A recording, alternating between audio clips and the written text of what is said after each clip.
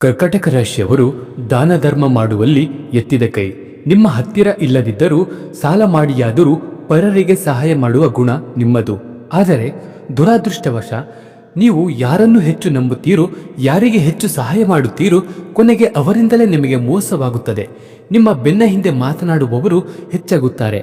ಆದರೂ ನೀವು ಅವರನ್ನು ಕ್ಷಮಿಸಿ ಬಿಡುತ್ತೀರಿ.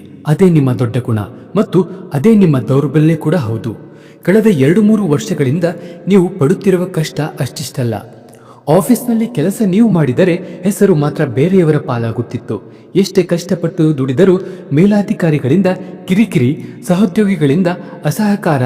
ನನ್ನ ಲೈಫ್ ಇಷ್ಟೇನಾ, ನಾನು ಇಲ್ಲಿಯೇ ಕೊಳೆಯಬೇಕಾ ಎಂದು ಎಷ್ಟೋ ರಾತ್ರಿ ನೀವು ಕಣ್ಣೀರು ಹಾಕಿದ್ದೀರಿ. ಆದರೆ ಗ್ರಹಗಳ ಸಂಚಾರ ಹೇಳುತ್ತಿದೆ, 2026ರಲ್ಲಿ ಶನಿ ಮಹಾತ್ಮನು ನಿಮಗೆ ನ್ಯಾಯ ಒದಗಿಸಲಿದ್ದಾನೆ. ಯಾರು ನಿಮ್ಮನ್ನು ತುಳಿಯಲು ನೋಡಿದರೋ ಅವರೇ ನಿಮ್ಮ ಎದುರು ತಲೆಬಾಗುವ ಸಮಯ ಇದು.